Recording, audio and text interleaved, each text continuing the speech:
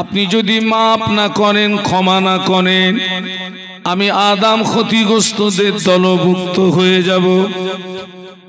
300 বছর মতান্তরে 350 বছর রোনাজারি করার পরে মক্কা শরীফে আরাফাতের ময়দানে অবস্থিত জাবালুর রহমত নামক পাহাড়ের চূড়াতে আব্বাজানের দোয়াটা আল্লাহ পাকের দরবারে কবুল হয়ে যায়। একটু মহব্বতে বলুন সুবহানাল্লাহ। ওটা ওই পর্যন্ত রেখে দেন। তাহলে আব্বা আল্লাহর হুকুম অমান্য করেছিলেন একটি, কিন্তু কেঁদেছিলেন 300 বছর মতান্তরে 350 বছর। আমরা সেই আদমের সন্তান। আমরা অপরাধ করার পরে আমরা যদি নত স্বীকার না হই, ক্ষমা না চাই, পরিবর্তন না হই, তাহলে আমার চরিত্র আর ইবলিসের চরিত্রের ভিতরে কোনো পার্থক্য থাকবে? আমার চরিত্র আর ইবলিসের চরিত্রের ভিতরে যদি পার্থক্য না থাকে, ইবলিসের ঠিকানা হবে যেখানে, ওই ভদ্রলোকের ঠিকানা হবে। আর আমার চরিত্র যদি আমার পিতার চরিত্রের সঙ্গে মিল থাকে, আমার পিতার ঠিকানা যেখানে, ওই সৎ চরিত্রবান সন্তানের ঠিকানা হবে আল্লাহ পাকের রহমতের দয়ার জান্নাত। একটু জোরে বলুন সুবহানাল্লাহ। বাবা, আমরা আল্লাহর হুকুম অমান্য করেছি কটা? আপনাদের কতটা কি আছে জানি না, আপনাদের মনে হয় প্যান্ডেল পার হবে না, তবে আমার কিন্তু আসমান পেরিয়ে গেছে বাবা। কিন্তু আমরা কেঁদেছি কটা দিন, ক্ষমা চেয়েছি কটা দিন। আজকে লক্ষ্য করুন, এই যে মাহফিলটা হচ্ছে, এই প্যান্ডেল দিয়ে, লাইট মাইক দিয়ে, তাবারুক দিয়ে আর আলেমদের নজরানা দিয়ে একটা মোটা অঙ্কের টাকা খরচ হচ্ছে। এই টাকা খরচ করে আপনি কি পেলেন? গ্রাম কি পেল? আজকে লক্ষ্য করুন, এই মোহাম্মদপুর গ্রামে যখন আমার জীবনের সর্বপ্রথম আমি এসেছি, তখন আমি নওজোয়ান। আমাকে অনেক আলেমরা আমাকে গুন্ডা বলে ডাকতো, মানে শারীরিক দিক দিয়ে আমি এতটা হিষ্টপুষ্ট ছিলাম। এখন তো বুড়োর খাতায় নাম উঠে গেছে। আল্লাহ তো এক এক রাতে কোথায় না কোথায় নিয়ে যাচ্ছে, কিন্তু এত ওয়াজ নসিহত হওয়ার পরেও আমার সমাজে নারী পুরুষ নির্বিশেষে আল্লাহর হুকুম অমান্য করার বান্দা বান্দি আছে না নাই? একটু আপনাদের কাছে শুনতে চাচ্ছি, 5 ওয়াক্ত নামাজ পড়তে হবে, এই হুকুমটা কার? একটু সবাই মিলে জবান খুলে বলা যাবে? আল্লাহর। এই হুকুম অমান্য করা বান্দা বান্দি সমাজে আছে না নেই? আপনি অবাক হয়ে যাবেন, এখনো আমার সমাজে অনেক পুরুষ আছে সারা জীবন ওয়াজ শোনার পরেও দাঁড়িয়ে দাঁড়িয়ে পেশাব করে, পেশাব করে পানিটুকুও নেয় না। আমি কি বেশি বলছি না বাস্তব বলছি? আমার সমাজে অনেক মহিলাও আছে পেশাব করে পানি নেয় না। ওদের আর দাঁড়িয়ে পেশাবের কথাটা আমি আর বলবো, ওটা আমি বলতে পারবো না, তবে পেশাব করে পানি নেয় না এটা বলতে পারবো। অনেক মহিলা ইস্তেঞ্জা করে পানি নেয় না। আমার সমাজে অনেক পুরুষ আছে সারা জীবন ওয়াজ শোনার পরেও বছরে 2 দিনের বেশি নামাজ পড়ে না। কোন নামাজ? জোরে বলুন। শুধু 2টো ঈদের নামাজ, আর সাপ্তাহিক নামাজও বাদ, 5 ওয়াক্ত নামাজও।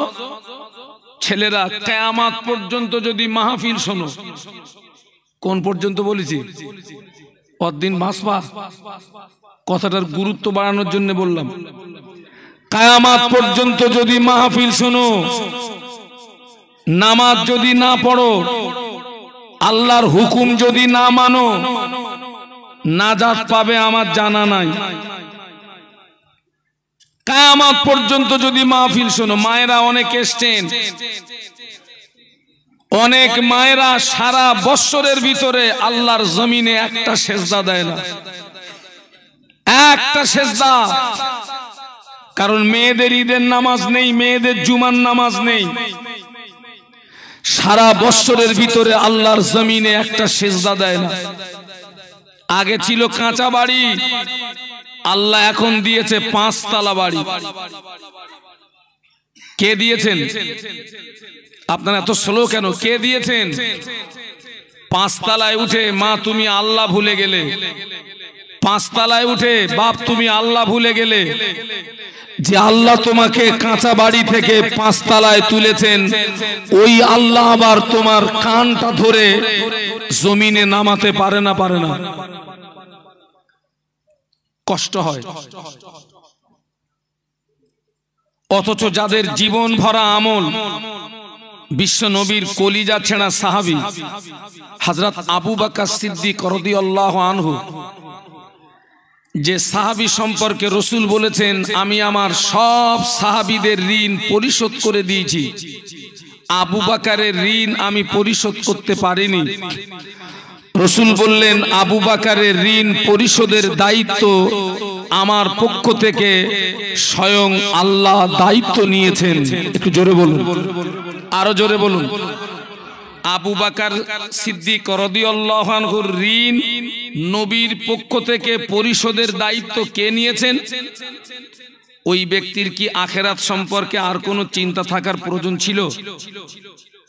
আল্লাহর নবী তানার 10 জন জীবিত সাহাবীকে জান্নাতি সার্টিফিকেট দিয়েছিলেন, যাদের আশারায়ে মুবাশশারা বলা হয়। কি বলা হয়? আশারায়ে মুবাশশারা। 10 জনের ভিতরে নাম্বার 1 ছিলেন কে? আবু বকর সিদ্দিক রাদিয়াল্লাহু আনহু। আল্লাহ রাসূল শুধু একদিন বলেছিলেন, আবু বকর জানো আমি মক্কাতে বেশি দিন থাকতে পারবো না, জানো অচিরাত মক্কার কুফারে কুরাইশদের জুলুমে অত্যাচারে মক্কা ছেড়ে দিয়ে আমাকে মদিনাতে চলে যেতে হবে।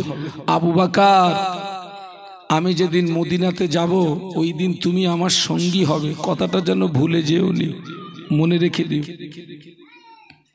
আল্লাহ রাসূল এই কথাটি যেদিন বললেন, এই কথাটি বলার 6 মাস পরে নবীর হিজরত হচ্ছে। কতদিন পরে? সকলে একটু জবান খুলে বলুন তো আল্লাহু আকবার। এক্ষুনি একটা যুদ্ধ হচ্ছে, প্যালেস্টাইন ভার্সেস ইসরায়েল। এই ইসরায়েল হচ্ছে একটা বেজম্মা রাষ্ট্র, পিতৃহীন অবৈধ রাষ্ট্র। আর এই ইসরায়েলের যে প্রেসিডেন্ট সে হচ্ছে পিতৃহীন অবৈধ সন্তান। হামাস গোষ্ঠীরা যখন ইসরায়েল সৈন্যদের ট্যাঙ্কগুলোকে যখন ধ্বংস করে দিচ্ছে, তখন তাদের জবান থেকে বেরিয়ে যাচ্ছে আল্লাহু আকবার। সেই আওয়াজ একটু দেন তো, বলুন আল্লাহু আকবার। জবান খুলে বলুন আল্লাহু আকবার। আমার ভাইরা, গভীর রাত কাফেররা নবীর ঘরটা ঘিরে ফেলেছে, ঘিরে ফেলেছে। ছবিটা কে দেখছে? আমাদের আল্লাহ কি ঘুমায় নাকি? লা তাখুযুহু সিনাতুন ওয়ালা নাওম।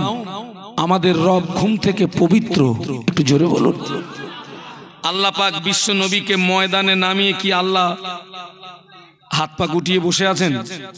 না, আল্লাহ দৃশ্যটা দেখছেন, কাফেররা ঘিরে ফেলেছে নবীর ঘর, মেরে দেবে। আল্লাহ সঙ্গে সঙ্গে তার স্পেশাল মেসেঞ্জার শাদীদুল কুওয়া রুহুল আমিন, কে বলুন তো? হযরত জিবরাইল আমিন আলাইহিস সালাম। আল্লাহ যাকে প্রচন্ড ক্ষমতা দিয়েছেন, যার 600 ডানা। কয় শত? আসমান থেকে জমিন 600 ডানা, দুবার আঘাত করবেন, দুবার আঘাতে আসমান টু জমিন। একটু জোরে বলুন সুবহানাল্লাহ। আল্লাহ বললেন জিবরাইল শিগগিরই চলে যাও, ওরা আমার নবীকে মেরে দেবে। আর আমি তোমাকে বলছি আমার নবীকে এই মুহূর্তে ঘর থেকে বেরিয়ে মদিনায় হিজরত করতে বলো। ফেরেশতা জিবরাইল সালাম হাজির, নবীকে সালাম দিলেন, খবর সব বললেন। আল্লাহ পাঠিয়ে দিয়েছেন আপনি হিজরত করুন। আমার নবী বললেন আমি যাব কি করে, ওরা তোমার ঘরটা ঘিরে দাঁড়িয়ে আছে, বার হলে মেরে দেবে।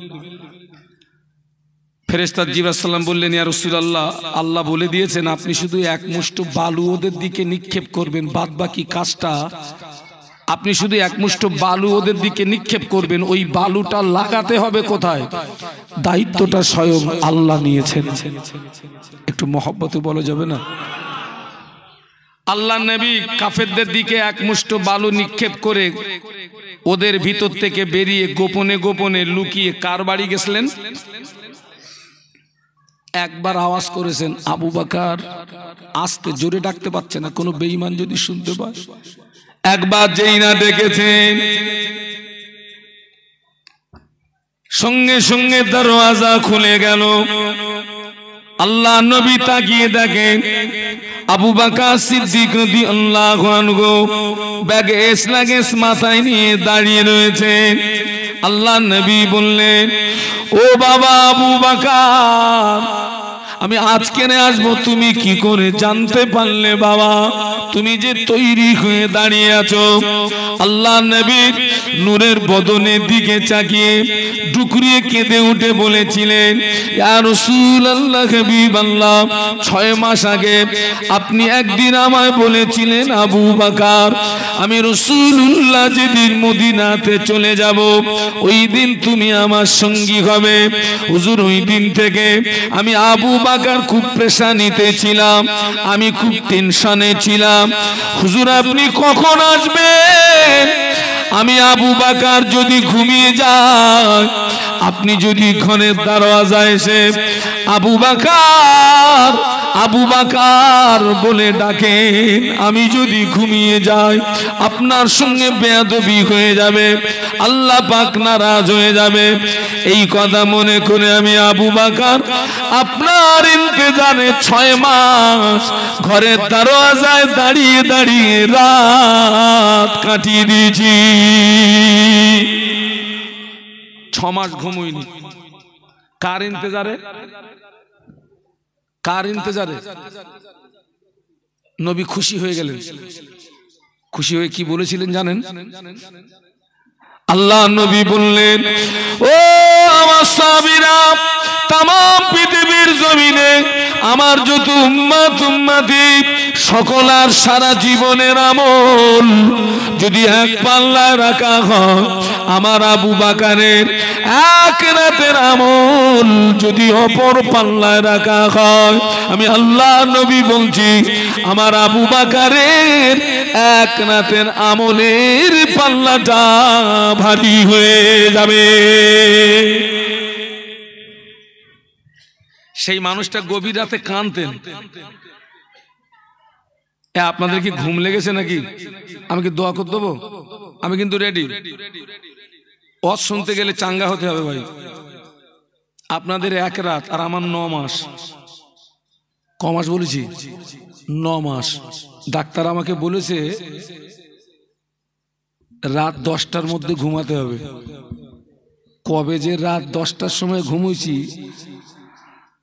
আমার মনে নেই। সেই মানুষটা গভীর রাতে কাঁদতেন। কে? আবু বকর সিদ্দিক রাদিয়াল্লাহু আনহু। কি বলে কাঁদতেন জানেন? আল্লাহ পাক আমি আবু বকরকে মানুষ না বানিয়ে, ইনসান না বানিয়ে, আমাকে যদি বন জঙ্গলের ঘাস করে পাঠাতেন, বনের পশুরা আমাকে খেয়ে ফেলতো, মরণের পরে আবু বকরকে হিসাব দিতে হতো না। বাবা, এর পরেও কি বলে, আমরা যদি পরিবর্তন না হই, আল্লাহওয়ালা না হই, নাজাত পাওয়া যাবে বলে মনে হয়? কে মুরব্বীরা কথা বলেন না কেন? নাজাত পাওয়া যাবে? আপনাদের মনে বিশ্বাস থাকতে পারে, আমার মনে বিশ্বাস নেই। এর পরেও যদি পরিবর্তন না হয়, আমার রস কিন্তু সকলে সহ্য করতে পারে না। এরপরে যদি আমরা সংযত না হই, নাজাত পাওয়া কঠিন হয়ে যাবে। আল্লাহু আকবার।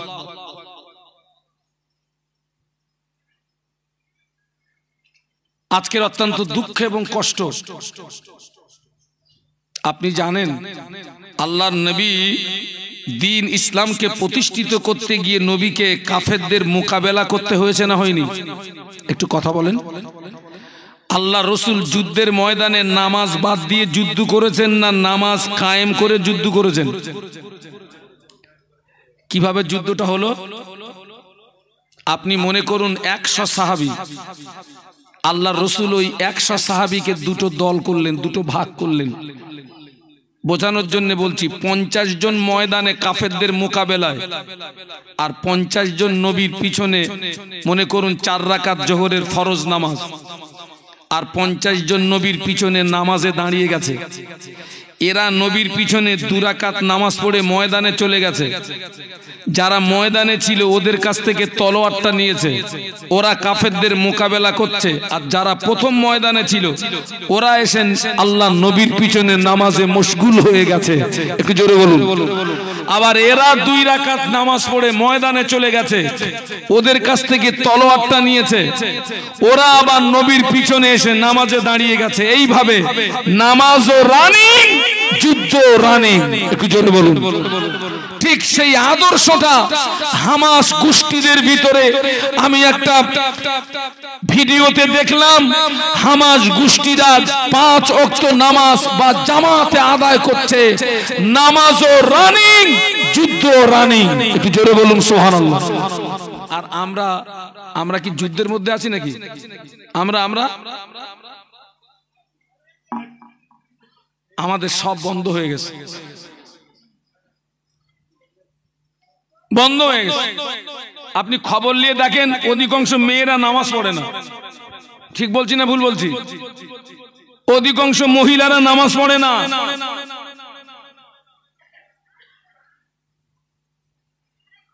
অধিকাংশ জওয়ান যুবক নামাজ পড়ে না। কিসের মুসলমান তুমি? তুমি কোটি টাকার মালিক হতে পারো, খোদার দরবারে তোমার 4 পয়সার কোনো মূল্য নাই। আহা, যুদ্ধের ময়দানে বেঈমান বেদিনেরা আল্লাহ নবীকে এত মার মারলো,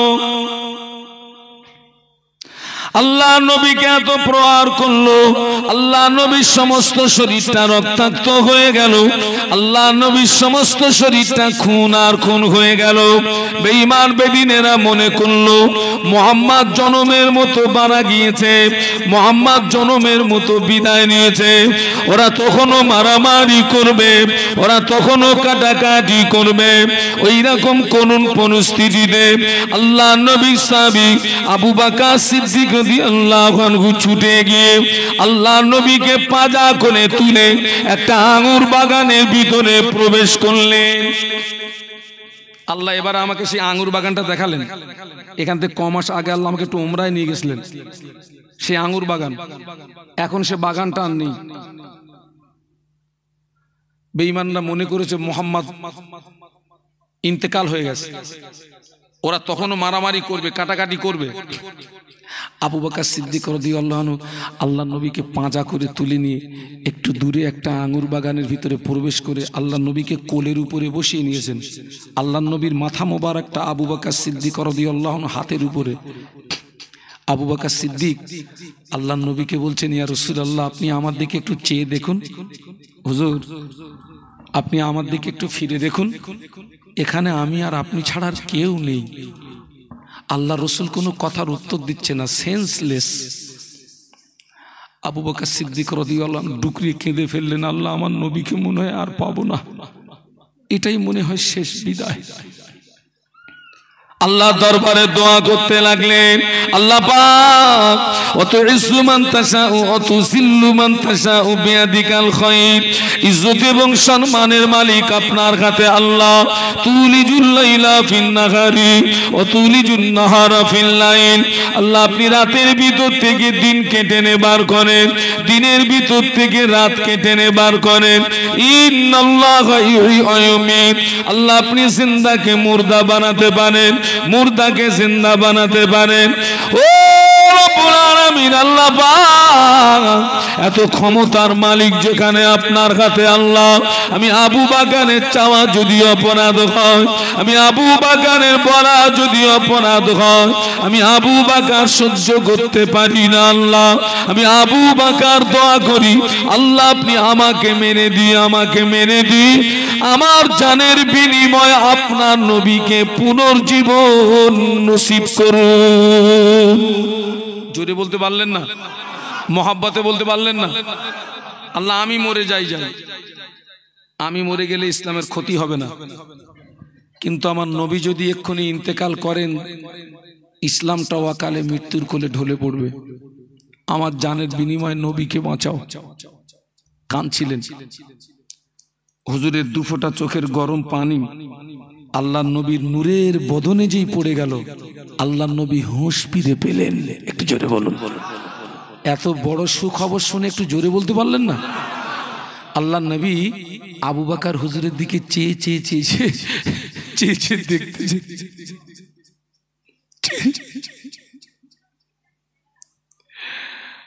আবু বকর সিদ্দিক রাদিয়াল্লাহু আনহু আল্লাহ নবীর পেশানিতে একটা চুমা দিলেন, দিয়ে বলছেন, হুজুর আপনার কষ্ট হচ্ছে?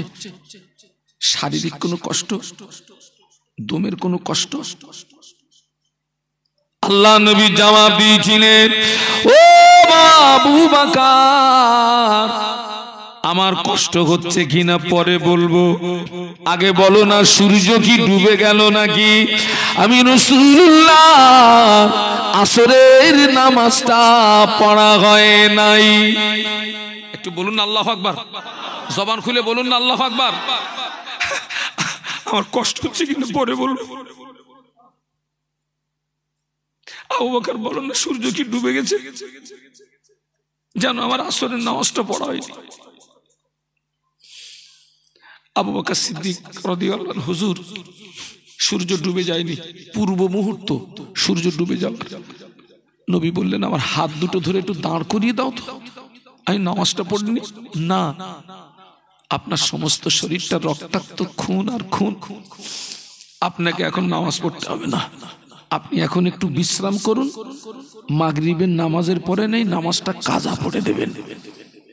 আল্লাহ নবী বললেন, না ও আবু বকর, একদিকে বেঈমানের আমাকে পাথর দিয়ে আঘাত করেছে বাবা, পাথরের আঘাতে সমস্ত শরীরটা জ্বালা যন্ত্রণা করে, অপরদিকে যদি আমি নামাজ ছেড়ে দেই আমার রুহের যন্ত্রণা বেড়ে যাবে। ও আবু বকর, আমি রাসূলুল্লাহ পাথরের আঘাতের যন্ত্রণা সহ্য করতে পারছি, নামাজ ছেড়ে দি রুহের যন্ত্রণা সহ্য করতে পারবো না। ও আবু বকর, আমার হাত দুটো ধরে একটু দাঁড় করিয়ে দাও, আমি আসরের নামাজটা আদায় করে নি। আবু বকর সিদ্দিক রাদিয়াল্লাহু আনহু আল্লাহ নবীর হাত দুটো ধরে দাঁড় করিয়ে দিলেন। আল্লাহ নবী ওই পরিস্থিতিতে আসরের নামাজ আদায় করেছিলেন। জোরে বলতে পারলেন না? তাকবীর দেন, নারায়ে তাকবীর। জোরে বলুন নারায়ে তাকবীর। বাবা নবীকে ভালোবাসি তো, তাহলে ভালোবাসি দাবিটা রাখতে গেলে নবীর ওই আদর্শটা আমার মধ্যে থাকার দরকার আছে না নাই? ওই আদর্শ যদি না থাকে, নবীর ভালোবাসার দাবিটা কি সত্য হবে? আমার কথা বুঝতে পারছেন? সত্য হবে বেটা। মৌখিক নবীর ভালোবাসার দাবি করলে নাজাত পাওয়া যাবে না, ভালোবাসাটা আপনাকে প্রমাণ করাতে হবে।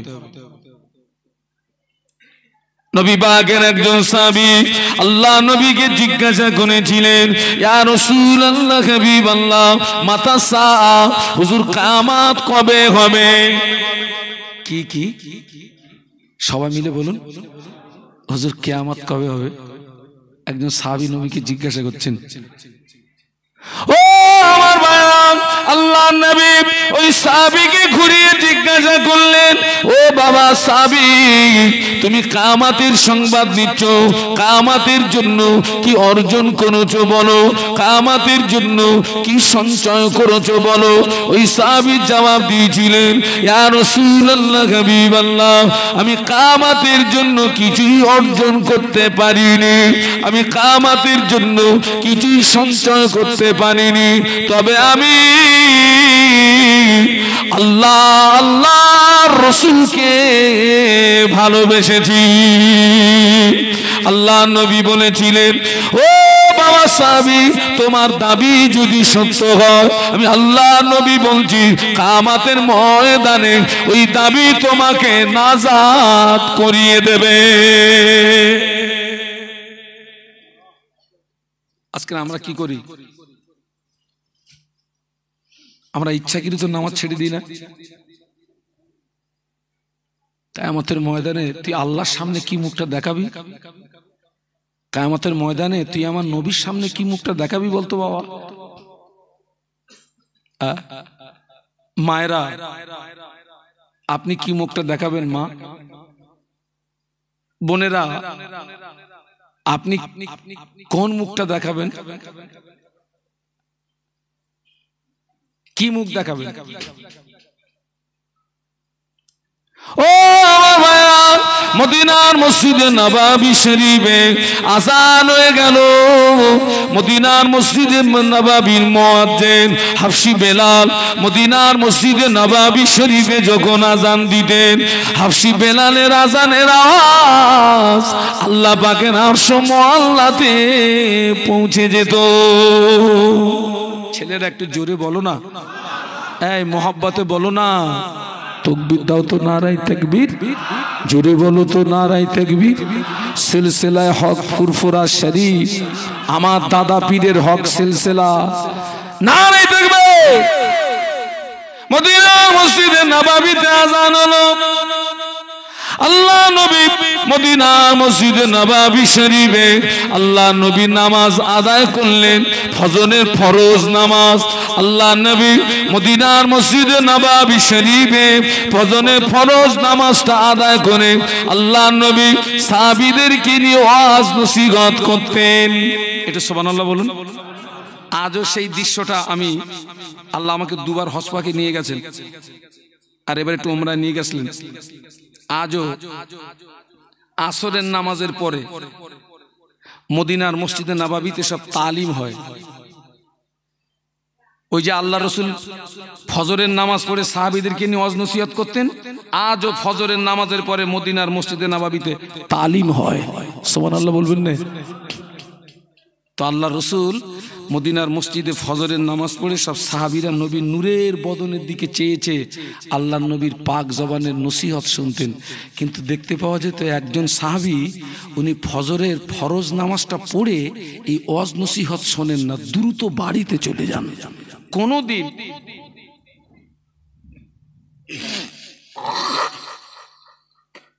ওই সাহাবী কোনদিন আল্লাহ নবীর ওয়াজ নসিহতে বসেন, নামাজ পড়ি দ্রুত বাড়িতে চলে যান। অন্য সাহাবীরা ওই সাহাবীর ব্যাপারে নবীর কাছে নালিশ দিলেন, হুজুর আপনার অমুক সাহাবী 2 রাকাত ফরজ নামাজ পড়ে চলে যায়, হুজুর আপনার ওয়াজ নসিহত শোনে না। আল্লাহ নবী ওই সাহাবীকে ডাকলেন, ও বাবা সাহাবী, কেন তুমি আমার ওয়াজ নসিহত শোনো না? কেন তুমি দ্রুত বাড়িতে চলে যাও? ওই সাহাবী আল্লাহ নবী নূরের বদনের দিকে চেয়ে বলেছিলেন, ইয়া রাসূলুল্লাহ, হাবিবাল্লাহ, হুজুর আমি আপনার একজন গরীব সাহাবী। আহা, হুজুর আমি একজন আপনার গরীব সাহাবী। হুজুর আমরা স্বামী স্ত্রী, আমাদের দুইজনের মাঝখানে কাপড় মাত্র একটি। কটা? ইয়া রাসূলুল্লাহ, ইয়া হাবিবাল্লাহ, ও হুজুর আমি যখন নামাজে আসি আমার স্ত্রী উলঙ্গ হয়ে গুহার ভিতরে প্রবেশ করে, আমার বিবি উলঙ্গ হয়ে গুহার ভিতরে প্রবেশ করে, ওই কাপড়টাকে পরে আমি নামাজ আদায় করি। আমি যদি নামাজ আদায় করে আপনার রজ নসিহত শুনতে যাই, সূর্য যদি উদয় হয়ে যায় আমার বিবির নামাজটা কাজা হয়ে যাবে। এই জন্য আমি দেরি না করে আমি নামাজ আদায় করে দ্রুত বাড়িতে চলে গিয়ে আমি উলঙ্গ হয়ে গুহার ভিতরে প্রবেশ করি। এই কাপড়টা পরে আমার বিবি নামাজ আদায় করে। আবার আমার বিবি উলঙ্গ হয়ে গুহার ভিতরে প্রবেশ করে। এই কাপড়টা পরে আমি হালাল রুজি অন্বেষণের জন্য বেরিয়ে যাই। ইয়া রাসূলুল্লাহ, ইয়া হাবিবাল্লাহ, হুজুর আমরা স্বামী স্ত্রীর মাঝখানে একটা কাপড় থাকার কারণে আপনার রজ নসিহত শুনতে পারি না। আমাদের কাপড় কটা গো? কি 10টা 12টা 20টা। মেয়েদের শোকেস খুলে দেখো গে যাও, ও যদি জাকাত দেওয়া হতো তো ওদের শাড়ির জাকাত দেওয়া ফরজ হয়ে গেছে। আগে আগে আমাদের মা চাচিদের বাপ চাচারা যা লাগতো কিনে দিত না, ও মুরব্বীরা কত বলেন না কেন? আর এখন আমরা আর কাপড় চিনি, আমরা আনলে আর পছন্দ হয় না। ওনারা নিজেরাই কি করতেছেন? আপনার মোহাম্মদপুরের মেয়েরা এ সর্বনাশ করে না, এদের নামে কিছু বলা যাবে না বাবা। এখন মেয়েদের সংগঠন খুব জোর। আপনারা মাঝে মাঝে দেখেন না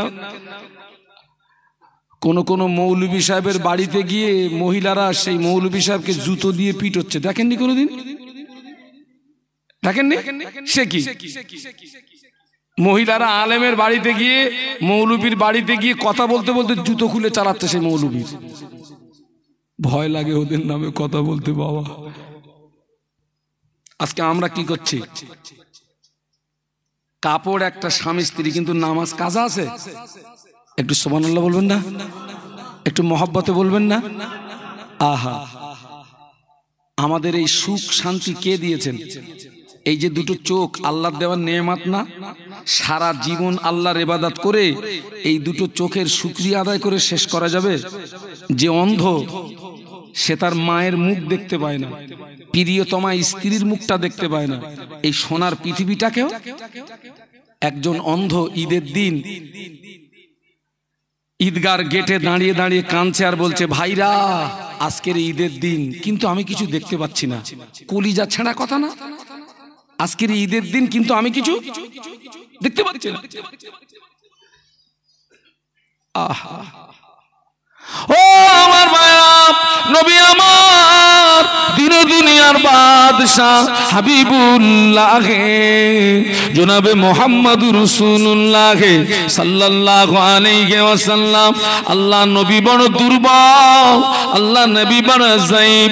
আল্লাহ নবী আলীকে ডাকলেন, ও বাবা আলী আমি একটু বিশ্রামে যাব। আলী কাররামাল্লাহু ওয়াজহাহু বললেন, ইয়া রাসূলুল্লাহ, ইয়া হাবিবাল্লাহ, হুজুর আপনি কোথায় বিশ্রাম করবেন? এটা তো মরুভূমি আর মরুভূমি, বালু আর বালু।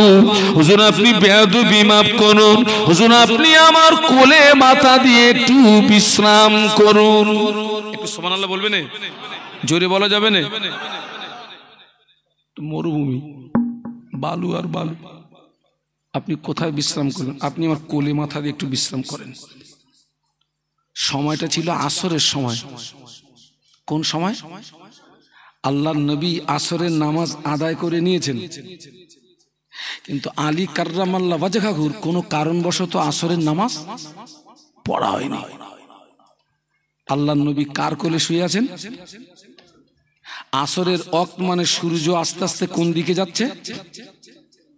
মাগরিবের ওয়াক্তের দিকে চলে যাচ্ছে না?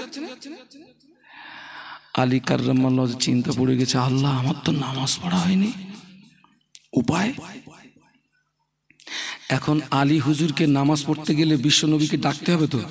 আচ্ছা ঘুমন্ত নবীকে ডাকা যাবে? ও ছেলেরা আবার চিন্তা করছে, নবীকে যদি না ডাকি তো নামাজটা কি হবে? কাজা হবে। এক ওয়াক্ত নামাজ কেউ যদি ইচ্ছাকৃত ছেড়ে দেয়, কওয়াক্ত দিনে কওয়াক্ত নামাজ 5 ওয়াক্ত, এর ভিতরে 1 ওয়াক্ত নামাজ কেউ যদি ইচ্ছাকৃত ছেড়ে দেয়, আল্লাহ ওই ব্যক্তিটাকে 2,88,00,000 বছর জাহান্নামার আগুনে ফেলে পোড়াবে। কতদিন বলেছি? 1 ওয়াক্ত ঠেলায় যদি এই হয় একজনের 30 বছর কাজা, কতদিন জাহান্নামায় থাকবে আমাকে একটু হিসাবটা বার করে দেবেন? কম্পিউটার কিনে দেবো, ঘোড়ার ডিমের কম্পিউটারও ফেল, তোর কম্পিউটার ফেলে দেও। আলী হুজুরে, আল্লাহ আমার যে নামাজ পড়া হয়নি, কিন্তু নবীকে ডাকা যাচ্ছে না, আবার নামাজ কাজা হলে জাহান্নাম, জাহান্নামের কথাটা মনে পড়ে গেছে।